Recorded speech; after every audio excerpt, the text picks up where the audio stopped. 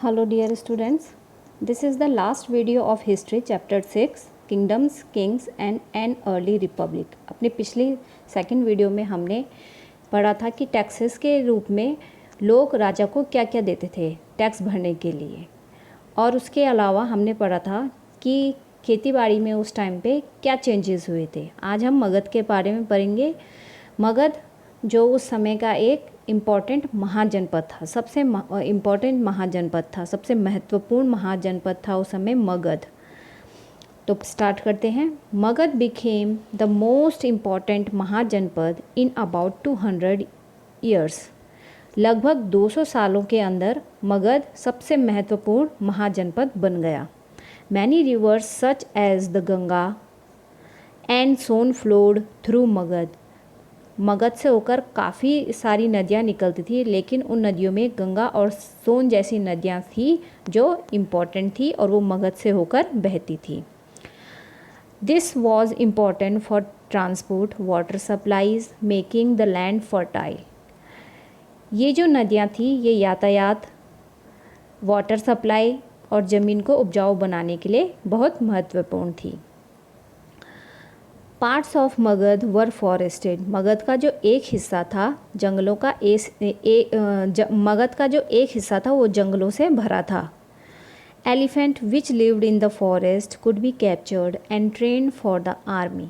इन जंगलों में रहने वाले जो हाथी थे उनको पकड़कर और उनको ट्रेन करके सेना के काम में लगाया जाता था। Forest also provided would for building houses, carts and chariots. यही नहीं, जंगलों से जो घर, गाड़ियाँ और रथ बनाने के लिए लकड़ी भी काम में लाई जाती थी। Besides there were iron ore mines in the region that could be tapped to make strong tools and weapons. इसके अलावा इस क्षेत्र में लौह अयस्क की खदानें थी। खदानें मतलब वहाँ पे खान थी लोहे की उस टाइम पे, और इन लोहे से मजबूत औजार और हथियार बनाए जाते थे जो काफ़ी इम्पोर्टेंट थे। Magadha had two very powerful rulers, Bimbisara and Ajatashatru, who used all possible means to conquer other janapadas. Magadha में दो बहुत ही शक्तिशाली शासक थे। कौन? बिम्बिसार और अजातशत्रु। अजातशत्रु को अजातशत्रु भी कहते हैं। उन्होंने दूसरे जनपद को जीतने के लिए हर साधन को अपनाया। उन दोनों ने, दूसरे जनपद थे उनको, बिम्बिसार और अजातशत्रु ने दूसरे राज्यों को जीतने के लिए सारे हथियार और अपनी सारी योजनाएं इस्तेमाल करी। महापद्मनंदा वॉज अनदर इम्पॉर्टेंट रूलर। उस टाइम पे जो दूसरे महत्वपूर्ण शासक थे, इम्पॉर्टेंट शासक थे, वो थे Mahapadmananda. He extended his control up to the north west part of the subcontinent. जो महापद्मनंद थे उन्होंने अपने कंट्रोल में उस समय उस क्षेत्र के उपमहाद्वीप के नॉर्थ वेस्ट पार्ट को तक अपना राज्य फैला रखा था। नॉर्थ वेस्ट पार्ट तक अपना राज्य फैला रखा था। उसके महापद्मनंद के कंट्रोल में थे उस समय नॉर्थ वेस्ट पार्ट का पूरा उपमहाद्वीप। Rajgriha, present day Rajgir in the Bihar, was the capital of Magadh for several years. Bihar में राजगृह, जिसको अभी राजगीर कहा जाता है, वो राजगृह कई सालों तक मगध की राजधानी बनी रही। Later the capital was shifted to Pataliputra, present day Patna. उसके बाद पाटलिपुत्र, जिसको आज पटना कहा जाता है, उसके बाद जो मगध की राजधानी थी वो पाटलिपुत्र बन गई। More than 2,300 years ago, a ruler named Alexander, who lived in Macedonia in Europe, wanted to become a world conqueror. 2300 साल से भी पहले की बात है। मैसेडोनिया का एक राजा था सिकंदर। वो क्या चाहता था, वो विश्व विजय करना चाहता था, पूरे वर्ल्ड को जीतना चाहता था। अलेक्जेंडर को हिंदी में बोलते हैं सिकंदर, इंग्लिश में अलेक्जेंडर, हिंदी में सिकंदर नाम था उसका। मैसेडोनिया का वो राजा था।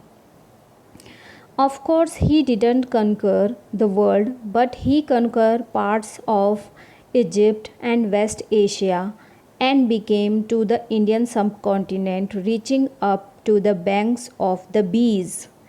वो पूरी तरह सफल न होने पर भी मिस्र और इजिप्ट और वेस्ट एशिया के कुछ राज्यों को जीतता हुआ जब वो आगे बढ़ा, तो वो सफल तो पूरी तरह नहीं हो पाया, लेकिन उसने इजिप्ट और वेस्ट एशिया के राज्यों को जीतता हुआ वो भारतीय उपमहाद्वीप में व्यास नदी के किनारे तक पहुंच गया। जीतते जीतते बीस नदी के किनारे तक पहुंच गया। बीस को हिंदी में बोलते हैं व्यास नदी।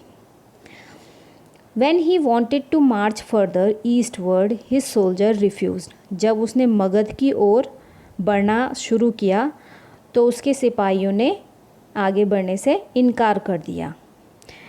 They were scared as they had heard that the rulers of India had vast armies of foot soldiers, chariots and elephants.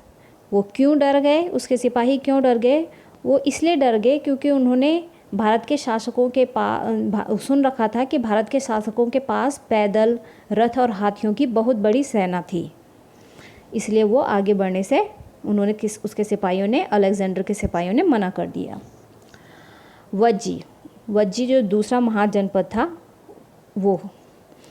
While Magadh became a powerful kingdom, Vajji with its capital at Vaishali, Bihar was under a different form of government known as गण और संघ। जैसा कि तुमने ऊपर पढ़ा, मगध एक शक्तिशाली राज्य बन गया था, महाजनपद बन गया था, एक काफ़ी शक्तिशाली पावरफुल राज्य बन गया था मगध। उसके नज़दीक ही वज्जी राज्य था। मगध के नज़दीक वज्जी राज्य था जिसकी राजधानी वैशाली थी। वैशाली कहाँ है? बिहार में है।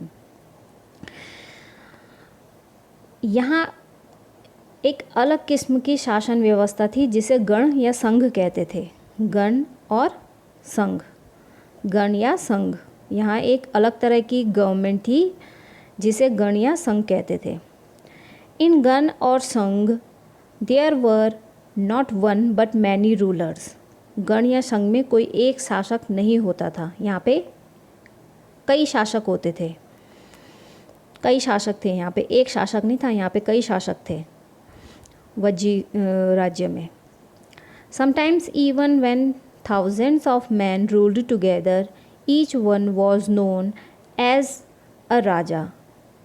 कभी कभी लोग एक साथ शासन करते थे जिसमें हर एक व्यक्ति राजा कहलाता था। These rajas performed rituals together। ये सभी राजा सारे अनुष्ठानों को एक साथ संपन्न करते थे, एक साथ पूरा करते थे। They also met in assemblies and decided what they had to be done and how through discussion and debate।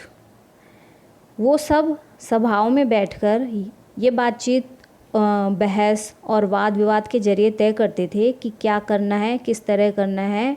ये सब चीज़ें वो आपस में बैठकर तय करते थे।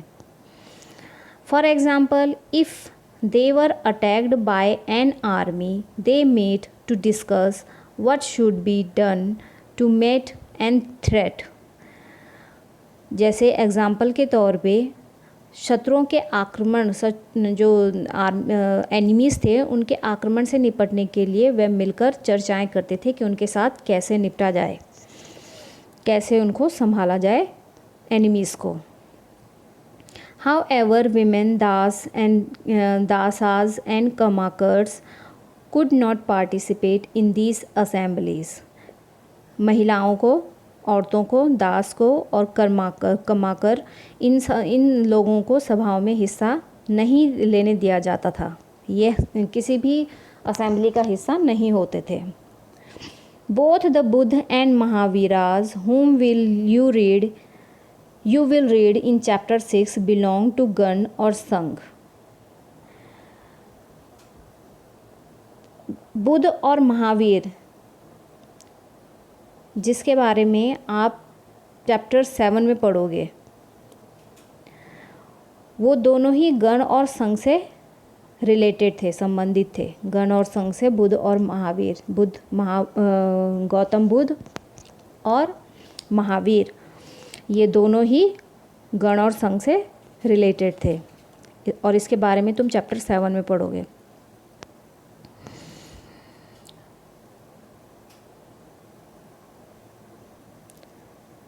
Some of the most vivid descriptions of life in the Sanghas can be found in Buddhist books. बौद्ध साहित्य में संघ के जीवन का बहुत ही अच्छी तरह से डिस्क्रिप्शन मिलता है।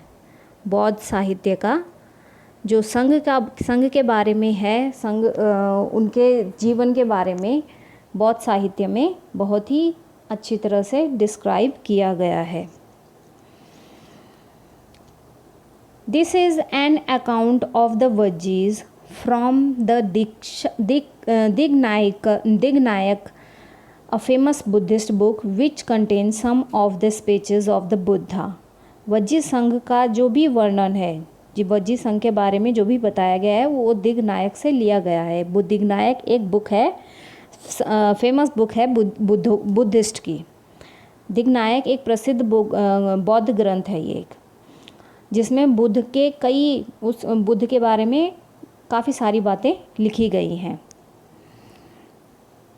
These were written down about 2300 years ago. ये जो इस बुक में जो कुछ भी लिखा गया है वो करीब 2300 साल पहले लिखा गया था। अजातशत्रु एंड द वज्जीज, अजातशत्रु जिसको अजातशत्रु भी कहते हैं, और वज्जी संघ के बारे में बताया है यहाँ पे।